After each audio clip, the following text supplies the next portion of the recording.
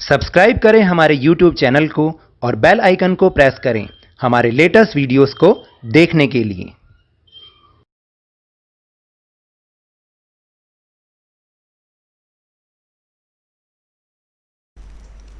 Hello and welcome to Lovneesh sir की class.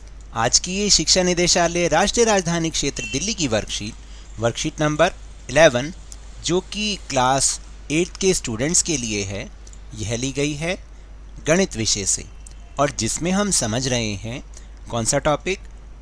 ये topic है कि दोनों ही पक्षों में चर वाले रैखिक समीकरण का हल, यानी दोनों साइड जब कुछ ना कुछ वेरिएबल होता है, कोई चर वाला नंबर होता है जैसे x, वो दोनों साइड होगा। जैसे पिछली बार हमने सीखा था ना कि रैखिक समीकरण के दो साइड्स होते हैं, एक को हम बायां पक्ष कहते हैं, एक को हम दायां पक्ष कहते हैं, यानी लेफ्ट हैंड साइड और राइट हैंड साइड, LHS और RHS। तो ऐसे ही जब दोनों तरफ कोई ना कोई चर होता है, कोई ना कोई वेरिएबल होता है, उसको हम कहते हैं कि दोनों ही पक्ष में चर वाले रैखिक समीकरण। वो कैसे सॉल्व करते हैं, कैसे उसको हल करते हैं, चलिए मेरे साथ समझने की कोशिश करते हैं। प्यारे बच्चों, हमने पिछली वर्कशीट में उस समीकरण को हल करना सीखा है जिनके एक पक्ष में रैखिक व्यंजक तथा दूसरे पक्ष में संख्या हो। आज हम इस वर्कशीट में उस समीकरण का हल करना सीखेंगे जिसके दोनों पक्षों में रैखिक व्यंजक हो। देखिए, मैं इसको और सिंपल वे में भी आपको साथ साथ समझा रहा हूँ कि आज हम उस इक्वेशन को सॉल्व करेंगे जिसमें दोनों तरफ कोई ना कोई वेरिएबल, कोई ना कोई चर होगा। जैसे दोनों तरफ या तो x होगा या दोनों तरफ y होगा, इस तरीके से। तो चलिए एक बार देखें। प्रश्न नंबर 1 है 3x - 4 = 2x - 5। समीकरण को हल करके x का मान निकालिए, मतलब find the value of x। तो एक विधि तो यहाँ पर दे रखी है और मैंने इसको दूसरी विधि से भी समझाया है, वो भी आसान है। तो पहले हम एक विधि को समझ लें, एक मेथड को हम समझ लें। मैंने इसको क्योंकि दूसरे मेथड से भी समझाया है। तो देखिए, पहले तो हम समीकरण को लिखेंगे। हमेशा स्टेप याद रखिएगा कि हमें कैसे इसको सॉल्व करना है। 3x - 4 = यानी बराबर 2x - 5। तो यहाँ पर क्या किया गया है, 2x को हटाने के लिए दोनों तरफ से 2x को माइनस कर दिया है। देखिए, यहाँ पर भी 2x को माइनस किया और यहाँ पर भी 2x को माइनस कर दिया, दोनों साइड, दाएं पक्ष में भी बाएं पक्ष में भी, लेफ्ट हैंड साइड और राइट हैंड साइड, दोनों में से। तो जब हमने दोनों तरफ 2x को माइनस कर दिया तो यहाँ देखिएगा, क्योंकि हम ये याद रखिएगा कि जो x वाले नंबर्स होते हैं हम उन्हीं को ही सॉल्व कर सकते हैं। अगर एक x वाला हो और दूसरा सिंपल वाला नंबर हो तो हम उसको कभी भी सॉल्व नहीं कर सकते हैं। तो 3x - 2x कितना बचा, x। इसको हम 1x भी लिख सकते हैं, 1x - 4। और ऊपर राइट हैंड साइड पे क्या बचा, 2x - 2x 0, और -5 तो पहले से ही है। अब हमारी इक्वेशन सिंपल हो गई, x - 4 = -5।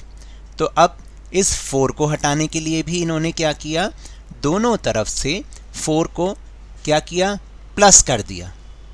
तो देखिए, यहाँ पर भी 4 को प्लस किया और यहाँ पर भी 4 को प्लस किया। तो क्या बन गया, x - 4 + 4, और इधर बन गया -5 + 4। तो अब जब हम देखेंगे, आपको याद हो तो मैंने आपको बताया था कि जब ऑपोजिट साइन होते हैं तो हमेशा माइनस होता है। जब भी ऑपोजिट साइन होंगे वहाँ माइनस होगा। तो -4 + 4 मतलब 0 होता है। तो यहाँ पर तो बच गया x और यहाँ पर बच गया, देखिए यहाँ पर भी दोनों ऑपोजिट साइन है, -5 + 4, तो यहाँ पर बच गया -1। इस तरीके से भी कर सकते हैं। आपको अगर ये तरीका समझ में आ रहा है तो आप इस तरीके से भी कर सकते हैं, और जैसे मैंने आगे समझाया है आप वैसे भी कर सकते हैं। फिर प्रश्न नंबर 2 है 14 माइनस ब्रैकेट में 2x + 2 = 2 ब्रैकेट x + 2 + 4x। इसमें हमें x की वैल्यू फाइंड करनी है। तो देखिए कैसे कर सकते हैं हम। सबसे पहले हमें इक्वेशन को लिखना है। सबसे पहला स्टेप यही होता है कि जो क्वेश्चन में आपको इक्वेशन दे रखी है उसको आपको सबसे पहले लिखना है, क्योंकि हर स्टेप के नंबर होते हैं। मैथ्स में याद रखिएगा, जब तक आप सही सही स्टेप करेंगे उस हर सही स्टेप के आपको मार्क्स मिलेंगे। तो सबसे पहले हमने इक्वेशन को सिंपल रखा, लिखा। फिर उसके बाद अगर आप ध्यान से देखें तो जहाँ बाहर यहाँ कुछ नहीं है, यहाँ पर हम एक अपने आप से लगा सकते हैं, क्योंकि हम जब एक लगाएंगे तो इसका मतलब ये होगा कि उस एक से हमें इसको भी गुणा करना है, देखिए, और इसको भी गुणा करना है, क्योंकि जब ब्रैकेट खुलेगा ना तब उस एक से हमें इनको गुणा करना है। तो यहाँ पर बन जाएगा 14 माइनस 1 2x प्लस 2, जो पहले जैसे लिखा हुआ है, सामने वाला जो साइड है उसको हम एज इट इज़ लिखेंगे। जब ब्रैकेट हमारा खुलेगा तो एक से जब गुणा किया हमने तो आप देखिए इस स्टेप पर आ जाइए, 14 माइनस 2x, क्योंकि 1 गुणा 2x मतलब 2x, क्योंकि जब भी किसी नंबर को 1 से गुणा करते हैं तो वही नंबर आता है, माइनस 2। और इधर जब हम इसको खोलेंगे इसका मतलब भी क्या है, आप ध्यान से देखिएगा, जब ब्रैकेट के बाहर कोई नंबर होता है और अंदर जितने वेरिएबल या नंबर होते हैं उससे उसको गुणा किया जाता है। जैसे 2 को x के साथ भी गुणा किया जाएगा और 2 को 2 के साथ भी गुणा किया जाएगा। इसका मतलब ये जो आप इस स्टेप में देख रहे हैं इसका मतलब होता है गुणा। तो अब जब हम इसके ब्रैकेट को हटाएंगे, क्योंकि ब्रैकेट को हटाना सबसे पहले ज़रूरी होता है, तभी उसको हम सिंपल फॉर्म में लेकर आएंगे। तो ये बन जाएगा 14 माइनस 2x माइनस 2, और इधर बन जाएगा 2x, 2 2s are 4 और प्लस 4x। अब हम हमेशा याद रखिएगा x वाले नंबर्स को ही हम सॉल्व कर सकते हैं और जो सिंपल नंबर होते हैं उसको सॉल्व कर सकते हैं। तो यहाँ पर अगर हम देखें तो देखिए क्या बनेगा, यहाँ पर बन जाएगा 14 में से 2 गए, 14 माइनस 2 इज इक्वल टू 12, और माइनस 2x तो एज इट इज़ ही लिखेंगे, और यहाँ पर हो जाएगा 2x प्लस 4x, क्योंकि हम x वाले नंबर्स को ही, बार बार कहूँगा, x वाले नंबर को ही हम प्लस माइनस मल्टीप्लाई और डिवाइड कर सकते हैं, यानी जोड़ गुना घटा भाग कर सकते हैं। तो ये बन जाएगा 6x प्लस 4। तो अब फिर दोबारा से देखेंगे यहाँ पर क्या किया गया, 2x को हटाने के लिए देखिए अब यहाँ पर हो गया 12 माइनस 2x और इधर हो गया 6x प्लस 4।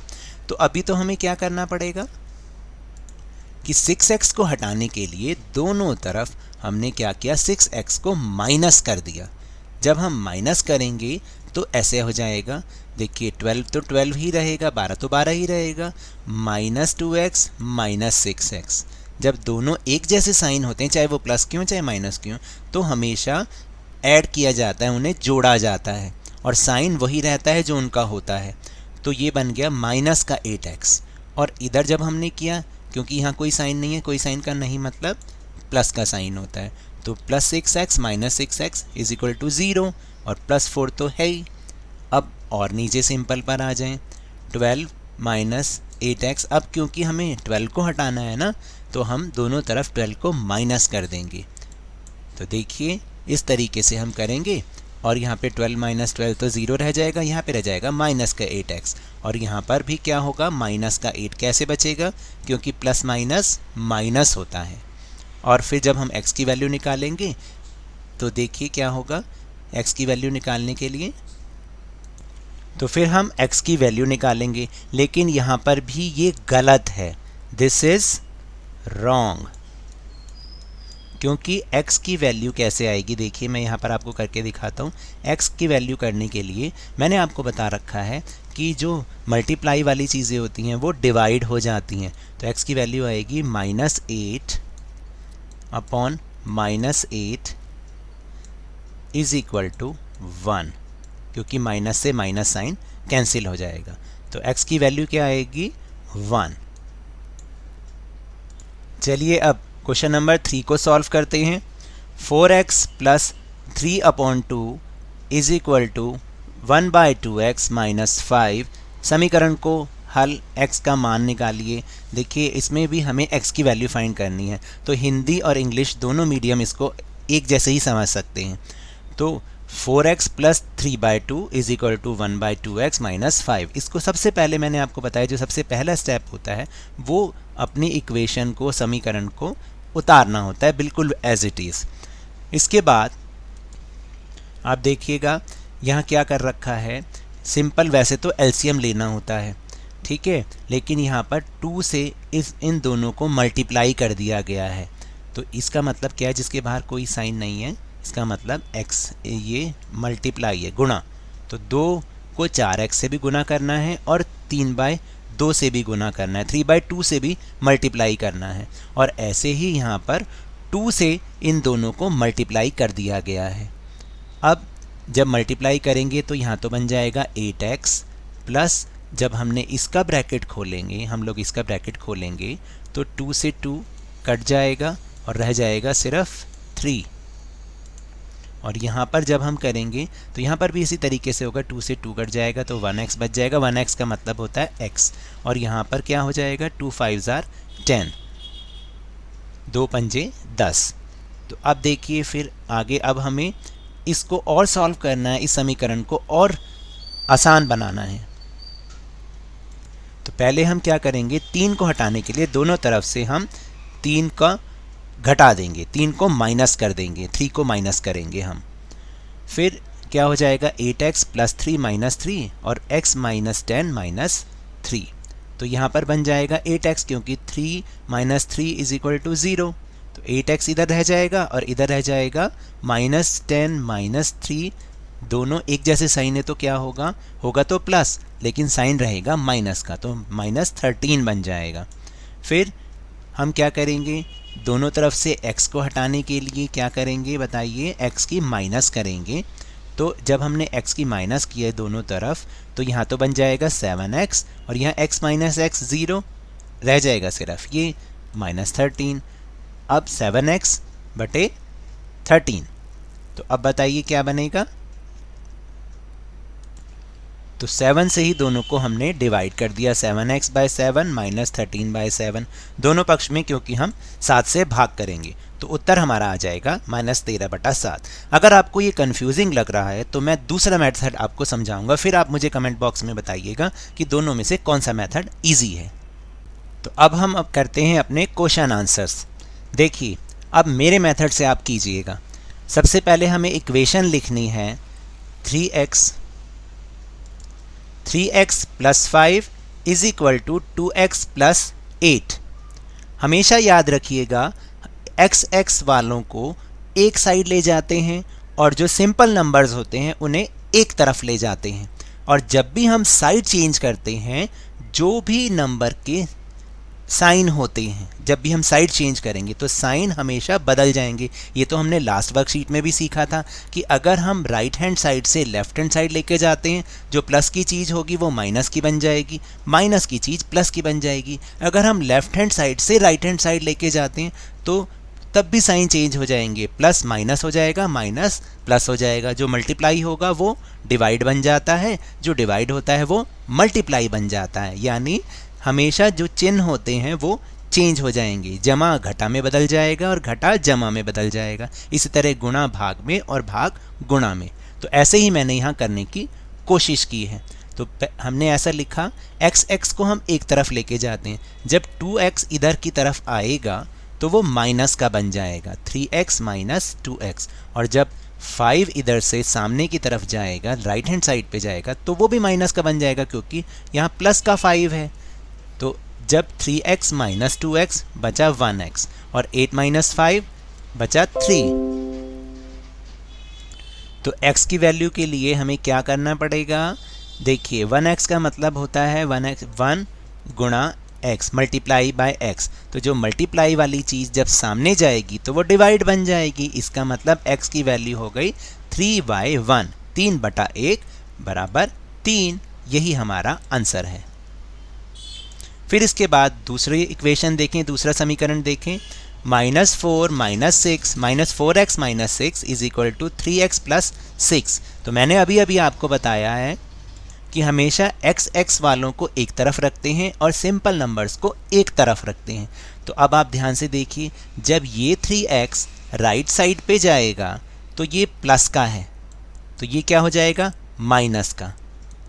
और जब ये माइनस का 6 सामने की तरफ जाएगा तो ये बन जाएगा प्लस का।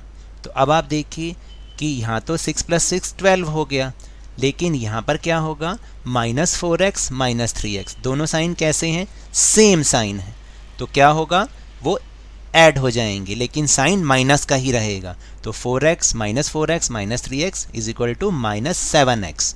अब x की वैल्यू फाइंड करनी है, तो 7x का मतलब होता है 7 × x। तो जो मल्टीप्लाई वाली चीज़ होती है वो सामने जाके क्या हो जाएगी, डिवाइड हो जाएगी या अपॉन में चला जाएगा।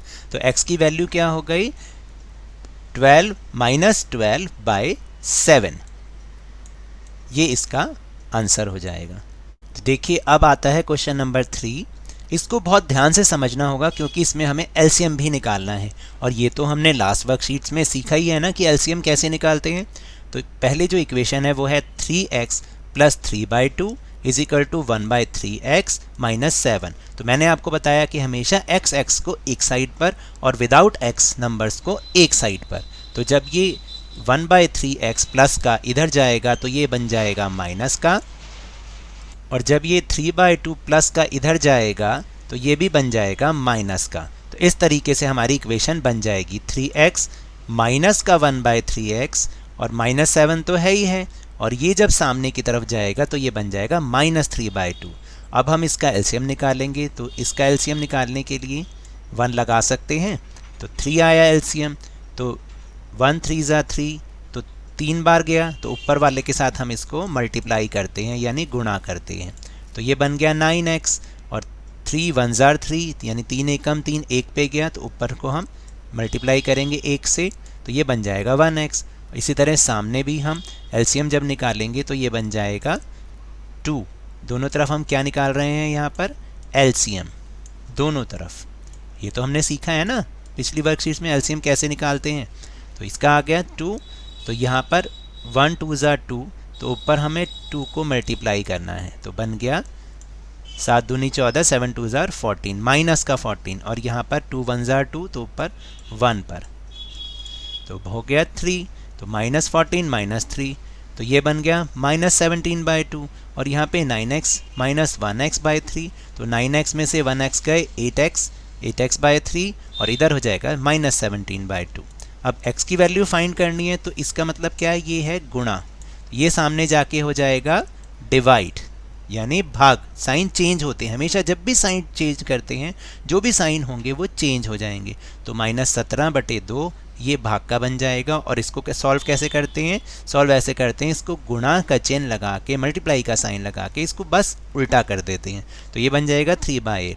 अब हम इसको आराम से गुणा कर सकते हैं, मल्टीप्लाई कर सकते हैं, -51/16 इसका आंसर है। इसके बाद question number 4, 2x - 3 bracket x - 2 -4x + 4। अब आपको क्या करना है, उस वाले मेथड में तो सिखाया था जैसे, हमें थोड़ा सा अलग मेथड करेंगे हम लोग।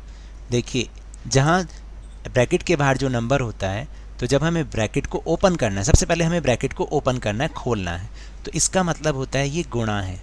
यहाँ पर जो साइन, कोई भी साइन नहीं है तो वो गुणा का साइन होता है, मल्टीप्लाई का साइन होता है। तो 3 को हमें इसके साथ भी मल्टीप्लाई करना है, और 3 को हमें इसके साथ भी मल्टीप्लाई करना है। तो अब क्या बन जाएगा, 2x -3x, और 3 2 = 6, ये बन जाएगा, और यहाँ पर तो ये लिखा ही हुआ है।